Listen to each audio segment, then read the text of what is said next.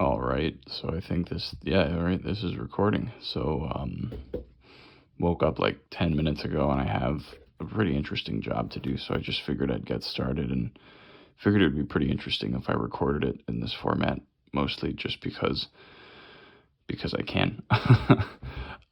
So these are a pair of Alden for J. Crew, Longwing Bluchers. So it's a Blucher because the lacing channel doesn't necessarily encompass an entire piece coming from the heel quarters.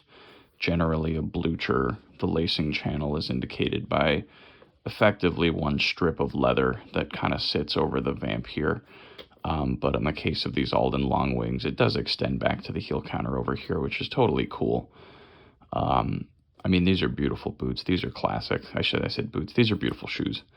But they're old, you know, they're beaten up. So this video is just going to be a, you know, I'm cleaning up these shoes, I'm restoring them, and I'm bringing them back to life. So it's cowhide, and yeah, okay, I'm just gonna, I'm real tired. I literally woke up like 15 minutes ago. So hopefully this format works out, by the way. The camera is literally jerry-rigged to my chest. So anyway, first things first, when you care for your shoes, I don't care what anybody says. One of the most important things for anybody to have in their shoe care collection are shoe trees. So these, I mean, these are well-used shoe trees. I use these when I do a lot of like my patina work. Like this is my little workshop of horrors over here. And you can see immediately that what a shoe tree does is first and foremost, it takes up volume in the shape of the shoe. So after wearing your shoe and the leather absorbs all of the moisture from your foot, what the cedar shoe tree does is not only does it absorb the moisture, but as the leather dries, because the shoe tree absorbs the moisture, the leather doesn't warp. Right? So without shoe trees, you see a lot of shoes that end up looking like this. And that's just because the leather is warping. The leather is being worn, it's creasing often on these flex points, and it absorbs moisture. So as the leather dries, there's no reason for the leather to dry flat in a, you know, a nice, more elegant shape. The leather's going to dry creased. So what shoe trees do is they absorb moisture and they prevent the shoe from drying in a creased, kind of stuck up, unattractive look. Really good for longevity of the shoe, mostly because it doesn't help like dirt and stuff stay in these flex points. It allows you to actually brush the shoe off and clean it effectively. So now what we're going to do is I have a bunch of Q-tips over there. I'm going to take the laces out over here, and I'm going to get started cleaning.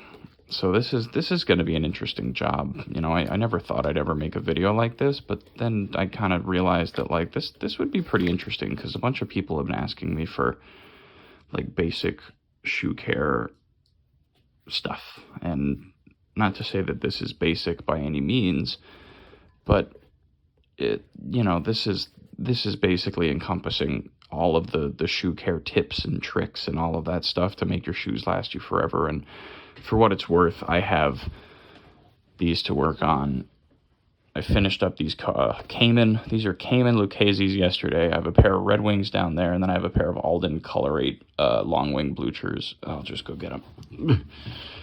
I worked on these yesterday. So these are Color 8 shell cordovan that I ended up restoring yesterday. So that was a really fun project. I put those away. Then I have a pair of Chrome Excel.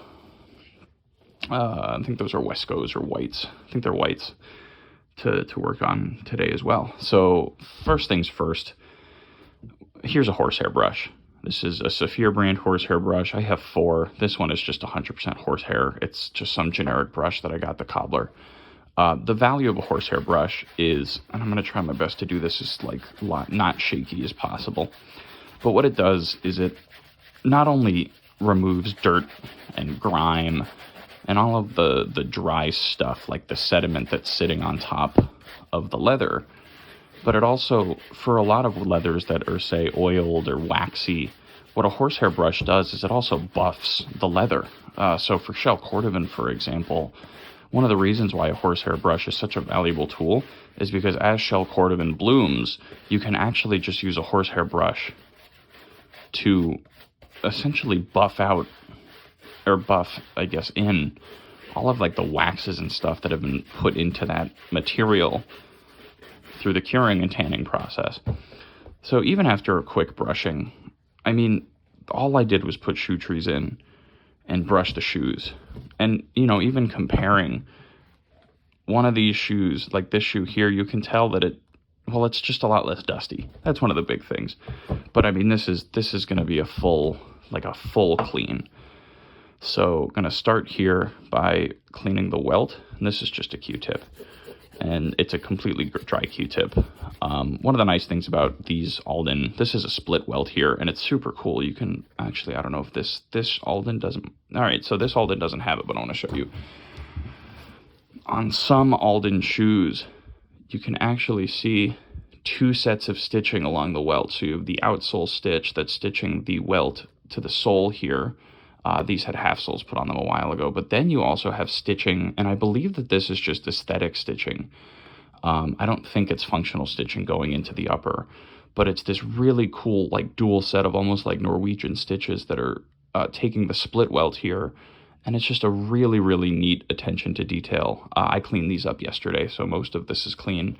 Still need to go around with edge dressing, but I wanted to, you know, get most of the big stuff out of the way and really clean these up. But like, it's such a cool little detail that Alden has on some of their Longwing Bluchers that I just think is so neat, because you don't see it on a lot of, especially, you know, Alan Edmonds for certainly not, but yeah, anyway, do these have, oh, they do, and I just missed them. Oh, I'm just a stupid person. Yeah, look at that. Okay, so it's the same thing. The split welt on these Longwing Bluchers has the dual stitching situation.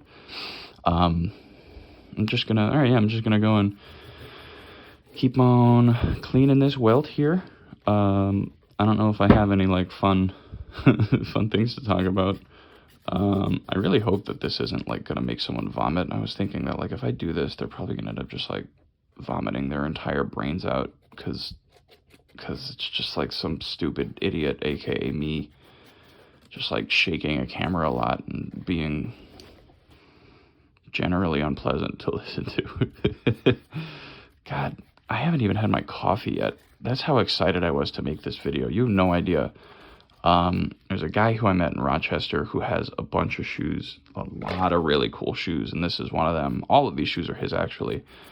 And oh my God, it was so cool. We went out for brunch yesterday, and like, I have friends here in Rochester, but I met this guy at a flea market. I'm not going to say his name just in case he wants his privacy, but I met him at a flea market, and he was selling a pair of trickers. And, you know, at most flea markets, especially in Rochester, there really aren't a lot of, dare I say, shoe enthusiasts, just because the market in Rochester doesn't really exist like it does in places like, you know, large metropolitan areas or Europe.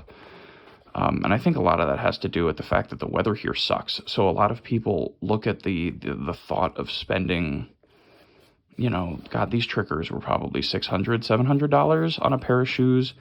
And they're like, why would I ever do that? And I mean, you know, these Aldens are probably $500, $600, maybe a little bit less. So yeah, you know, you look at someone's shoe collection. I mean, God, look at my shoe collection. The only reason I collect shoes is because I'm a fiend. I must have said a very naughty word. You know, I'm a total shoe fiend. I figured if I got all this time, I might as well tell the story of how I really got into shoes.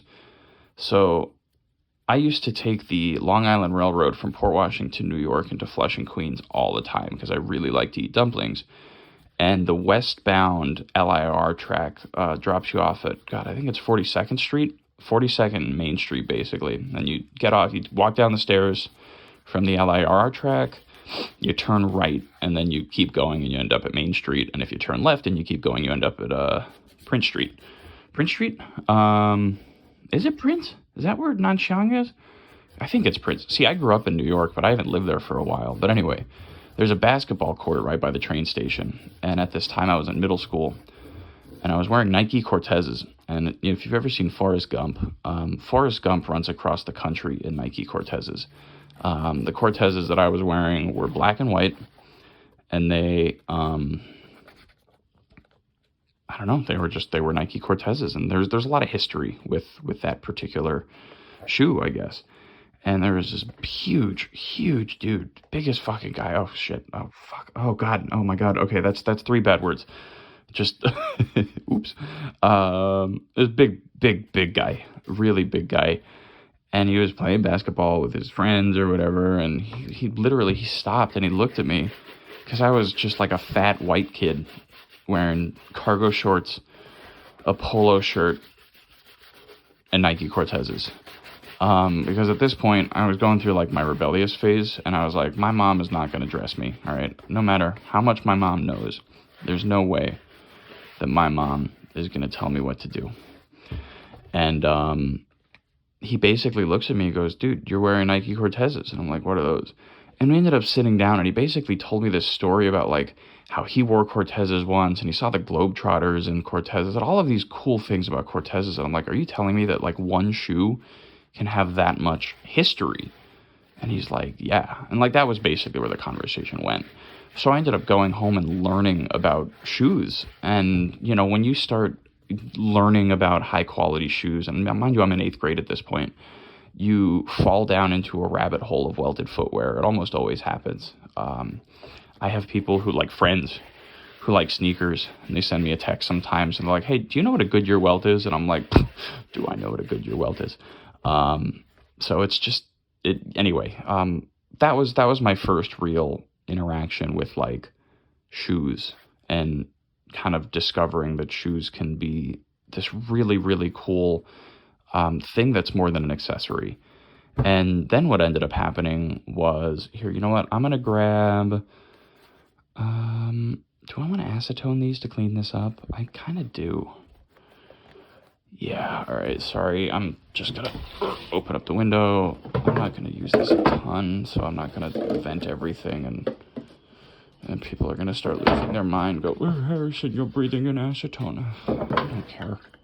The window's open, and I'm not gonna be using it for more than a couple minutes. So if you're ever using acetone, be really careful. That's kind of the big thing, is that, you know, don't breathe it in. If people are wondering why I'm going to be using acetone, there are some things on these shoes that, you know, a cleaner conditioner just isn't going to get off, and I want to really make sure that these shoes are, like, looking just good. And, you know, just really light with it, but you can see that acetone dissolved. Basically, it's just like, looked like a scuff from some sort of kick. And we're gonna completely restore the uppers, so I'm even just gonna go around real lightly near the front, just to dissolve kind of anything that might be sitting there that is undesirable. Same thing with this shoe, just turn the cotton ball around. I see you, dirty bubble. See? It just dissolves, like whatever that would, it's oog. It's just oog. You just dissolve that right there. You know, acetone isn't great for shoes, so use it really carefully if you're gonna use acetone. I just had this out, so I figured I'd bring it out. I'm probably only gonna clean one shoe this video to show you kind of, well, you remember what the shoe looked like in the beginning. All right, that's it. That's all I needed. I'm not stripping these anymore. I'm probably not going to re-dye them, because the owner of these shoes really likes the scuffed look. So most of this, it's already dissolved, we're good. I don't even remember what I was talking about. Shoes, why I like shoes. Basically, I discovered welted footwear early on, but I could never afford it. So I kind of sat by the sidelines and read a lot. And when I got my job, I got my first pair of Allen Edmonds Strandmocs, and that was the first ever pair of welted footwear that I bought myself. And I bought them a couple years ago, and probably 4 or 5 years ago. No, like 3 years ago now. 3 or 4. I'm like, time is non-existent because of COVID. And now I'm distracted because I have to like start paying attention to what I'm doing. Okay. Welt.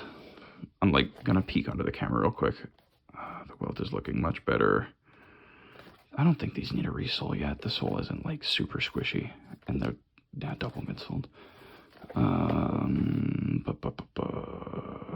Yeah, that's looking good. All right, so the leather actually doesn't feel dry. I mean, it was covered in dust, but it feels like it's in pretty good shape. But regardless, it's, you know, it's scuffed.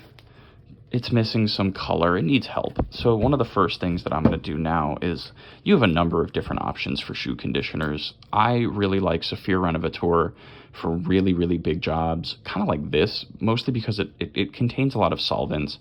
Pure Polish is just, they make one of the best all-purpose conditioners out there. This is used making animal fat, and this is used making coconut fat, actually. And the concentration of saturated fat in here is much higher. So the way that it kind of penetrates and hydrates and maintains the leather, containing all of the other like microbacteria, or antibacterial, antifungal stuff, it's actually higher in this Pure Polish. But I believe that Saphir contains more solvents.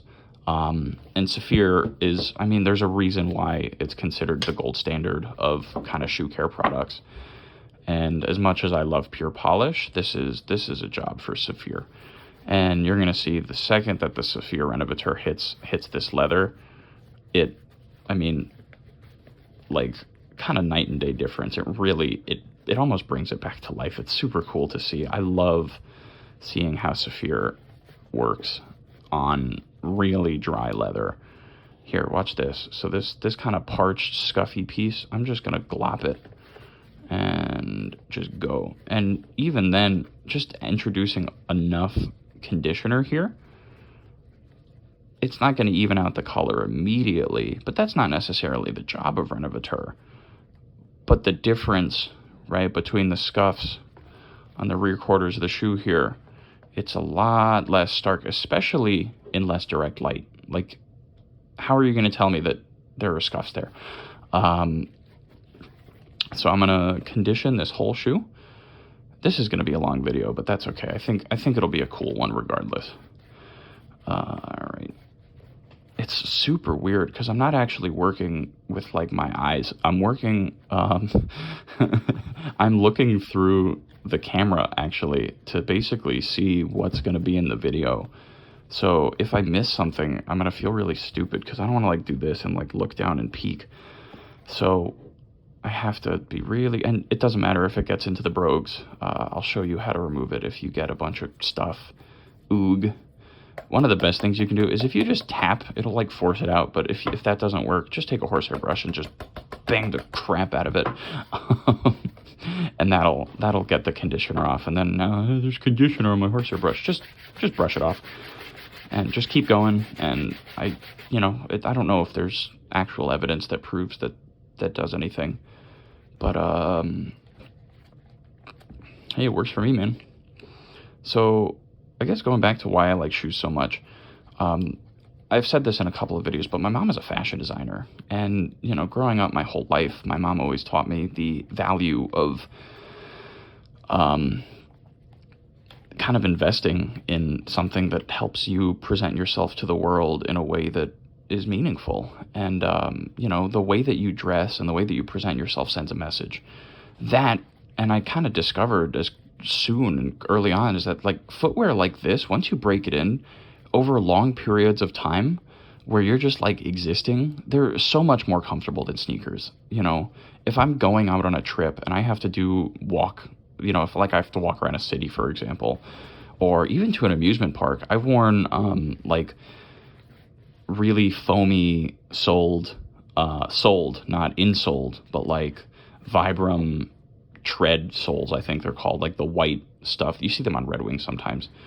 Do I need more? Yeah, I want to get kind of the toe cap. I'm just going to rub it in my hands and just give it another like goog on top. But basically, this footwear is comfortable, and it's designed to be comfortable, especially if it fits you. That's the thing as well, is that I have pretty narrow feet, and I hate that feeling of swimming in the footbed, of like swimming inside of my shoes. Basically, it's just uncomfortable. So Like, why do it? You know, why suffer? Why not be comfortable the whole time? Like, it doesn't make sense to me. I'm going to go around here again just to make sure that I got everything, because I want to make sure that I'm being efficient here. Because it's still a little dirty. I guess because these aren't my shoes, I also want to make sure, and I'm going to go around after this video also. This is just a quick, let's see, I'm 20 minutes in. I wanted this to be a 40-minute video, so I might cut the video and then go piece it together later on today before I upload it. And I do want to let these sit, because once they're conditioned, you really want to let give the conditioner time to kind of set in. So I'm going to stop the video, and I guess I'll be back whenever I'm back, and I'll show next steps. Cool. All right, so these have been sitting for like 10-15 minutes. I went to go grab just something to eat real quick. There's Moose. Hi, puppy. It's been, he ended up following me over here.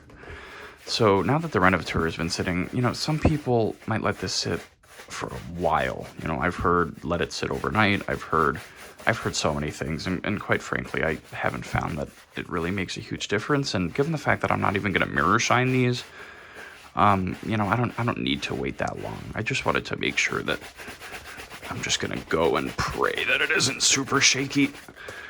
Yeah, look at that. One of the best things about Renovateur is that the second you let it set and then buff it, it really buffs to a really just, it's such a fantastic soft shine. Like it there's a reason why it's considered like the gold standard of shoe conditioner.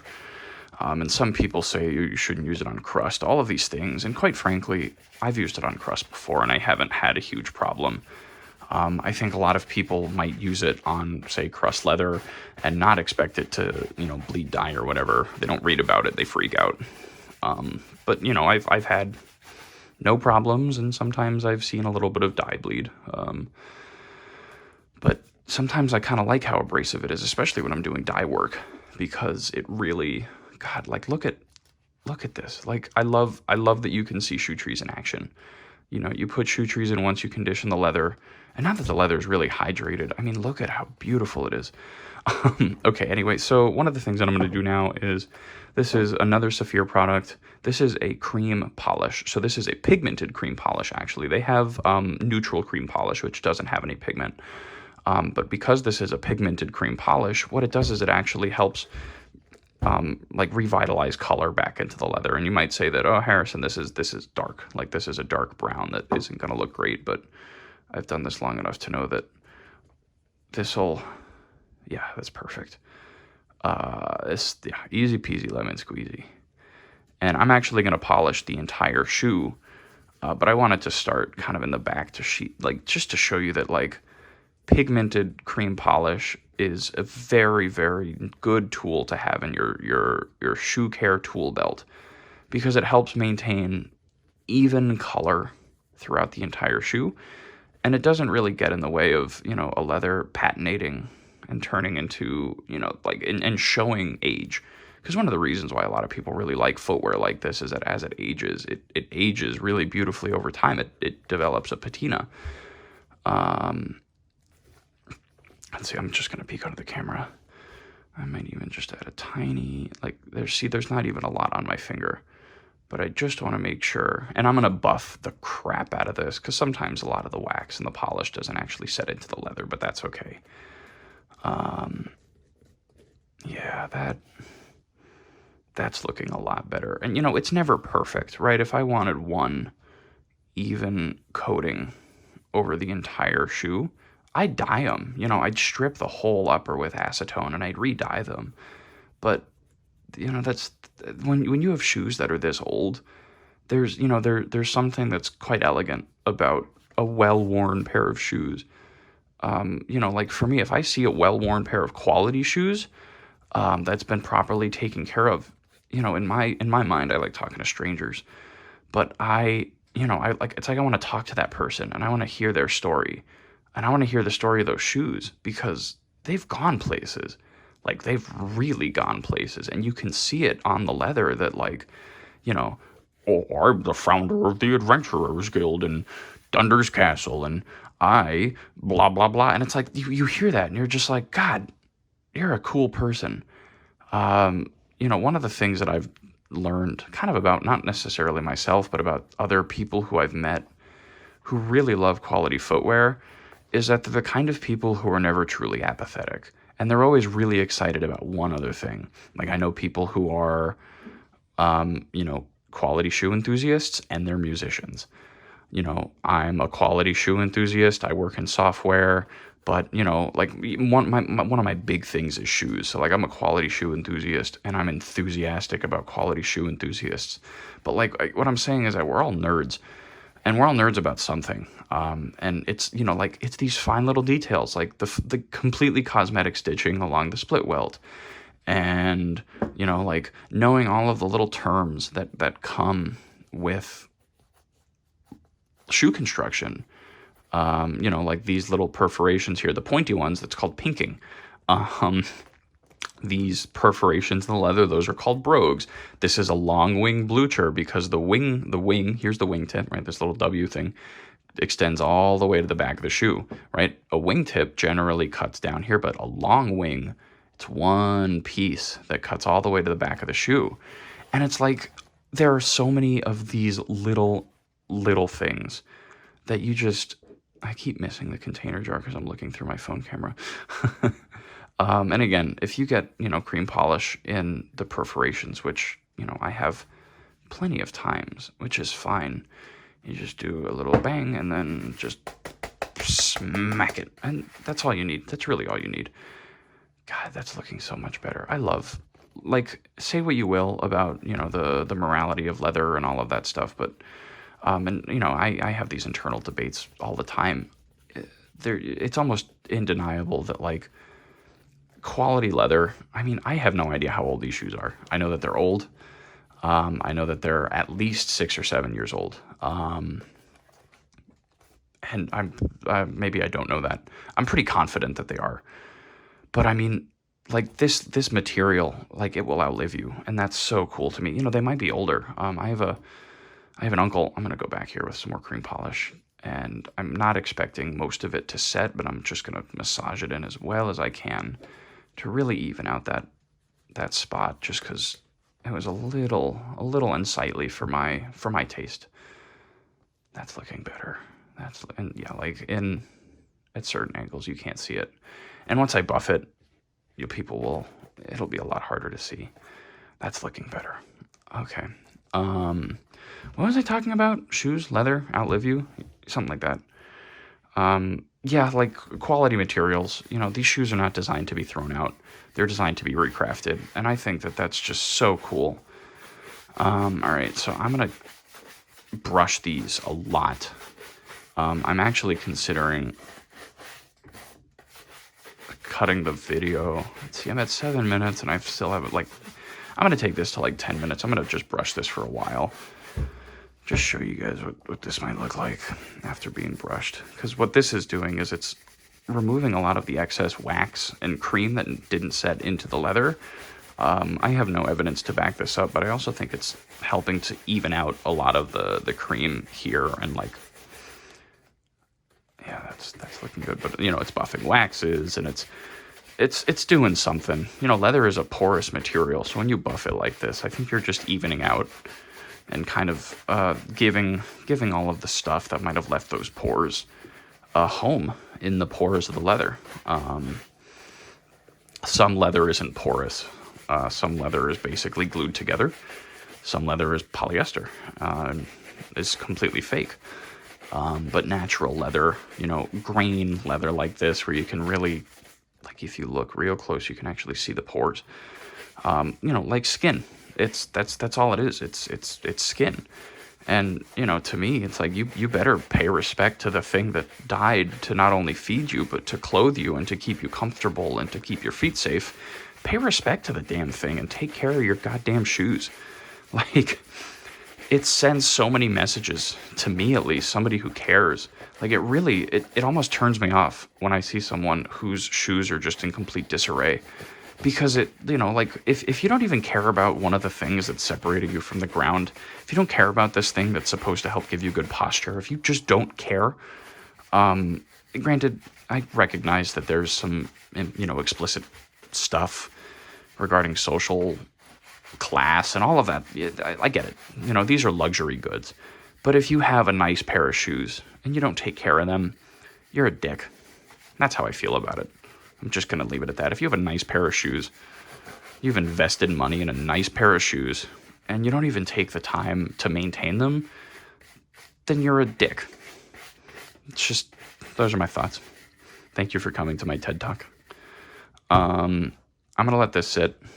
I'm going to take this little camera harness off. God, yeah, okay, it's looking better. I might hit that with, no, I think I'm going to let it sit, because it shows good wear. I'm going to clean up some of this off camera, and then I'm going to come back with wax. I will be back. Thank you for watching, and I'll see you soon. All right, so these have been sitting for probably 15 minutes with cream polish on them. And I mean, even before buffing with a horsehair brush, they're looking so much better. I mean, just doing a side-by-side comparison real quick. Like, one of these shoes is just looking, I should probably do it like this. Like, come on, man. The color's way more even. The leather looks healthy. One of the things that we're going to do now, though, is this is Saphir Medaille d'Or. This is essentially wax. It's basically just pigmented wax. See right here? And what we're going to do is we're going to add a little bit more of a heavy layer near the toe cap. I'm not going to mirror shine these. Longwing Bluchers are not dress shoes. They don't need to be mirror shined.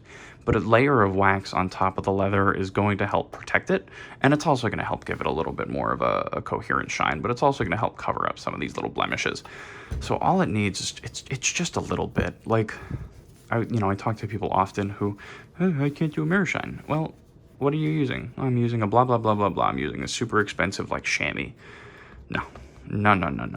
Like, mirror shining is not, it's not like a pretentious thing. I mean, it is. But like the stuff that you need to, so one of the things that I'm doing right now is I'm just kind of warming up the wax here, because it's been sitting for a while, and I have fat, hot fingers, and by doing that, it just makes it easier for me to get some. And I don't need a lot, so I'm really brushing most of this off, and then just gonna work it back into the wax after this. But I just need a little bit right now, and I'm gonna start with the toe cap, and I'm just gonna cover it. God, I have to go slow. I'm just gonna give it like a nice light coating of wax, and you don't need a lot, so this is basically going to cover the entire shoe. And all this is going to do, one, it's going to help even out the color a little bit, just because it's going to add a little bit more brown here. And then once everything is all shined up and buffed, let's see, I'm just going to grab, like, literally it's just a couple taps, but there's chunky wax in there, so get off of there. Like, again, it's really, you don't need a lot, and you can see it kind of streaking on there as I add it. And just gonna do this. You want to make sure that the cloth is tight around your fingertips as well. One of the reasons why you want to make sure the cloth is tight around your fingertips is you don't want creases. Oh, see, this is what I'm worried about. This is normally how I buff, and I just go like, like I just go really fast. But that's real shaky, so I'm just gonna try to be real careful. Although I gotta say, I've never seen like a POV shoe shine situation before. Maybe I just haven't looked hard enough, but I gotta be honest with you, I kind of like doing this. This is fun. Oh, remember when I said the cloth has to be tight around your fingers? Oh, Sarah's awake. Neat. Hi, Sarah. Don't laugh. Don't laugh at me. Okay, I know that there's a phone hanging from my chest. Don't laugh. Don't laugh. Okay, so before I forget to say, one of the reasons why I'm not adding a ton of wax, like I'm basically rubbing on parts of the shoe that don't flex, and I'm getting most of the wax off there, and then I'm just adding a very light layer. Most of this is just buffing the cream polish, actually, not really introducing wax to the shoe. It's because these are flex points, and because there's a lot more friction and, you know, situation and action that goes on by the parts of the shoe that flex. You don't really want to add wax there, because as you step, it's going to force wax out of the shoe, and it's going to like kind of glob up on the surface, and it doesn't look good. So you really only want to introduce wax, the parts of the shoe that don't really flex a lot. And, you know, to be honest with you, that's really all it needs. I'm just going to get a little bit right there. Just do one more little run through. Okay, that's all it needs. So normally you'll see people take a horsehair brush to this, but what I like to do is I like to take my whole hand, just kind of like this. And this is why old t-shirt fabric is great, because you have a lot more control. And now I just go through the entire shoe and I just buff it like this before I even touch it with a horsehair brush. Because what that's going to do is it's going to pull off like excess wax, excess polish, anything that hasn't really set into the surface of the leather yet. It's going to pull that off, but it's also going to help even everything out. And I'm just, this is how I finish my shoes. There's nothing wrong with a horsehair brush to do this, but this is just kind of what I was taught. And, you know, it seems to work really well. Like, here, let me turn the light on, because this will help provide a little bit more, like, natural, or what light would look like if you were to wear these outside.